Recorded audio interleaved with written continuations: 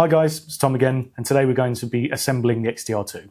So first things first, everything that you will need to do to prep the XTR2 is found in the quick start guide, but what I'd like to just draw your attention to is in order to charge the XTR2, you're going to need the battery, and as you can see, as you press this, it shows how charged the battery is.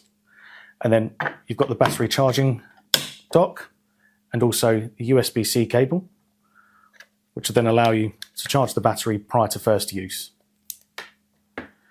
Next, what we'll do is we'll open the back of the XTR2 and you'll see there are multiple compartments. Top compartment is for the battery. The bottom compartment is for the smoke generator.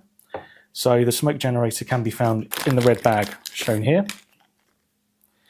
And then as you'll notice on the smoke generator, you'll actually see two clips labelled 1 and 2.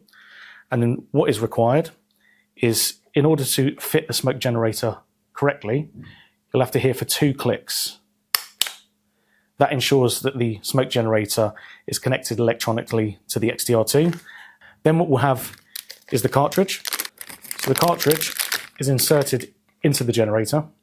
And as you'll see, there's a small hole here with a membrane. This hole is punctured by the needle, which is found in the middle of the generator. And you might feel a little bit of resistance as you're inserting it, but ensure that it's inserted all the way in. Finally, we'll have the battery, which will hold the generator in place to ensure it doesn't come loose when testing. So once you've assembled the XTR2, you can then hold the on button for 3 seconds, which will activate it, and then you'll be prompted to connect to the app.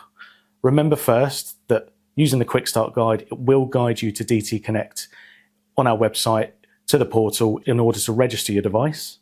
Once it has been registered, then you'll be able to download your app from the Google Play Store or the App Store, install it on your phone, and then connect the device ready for testing.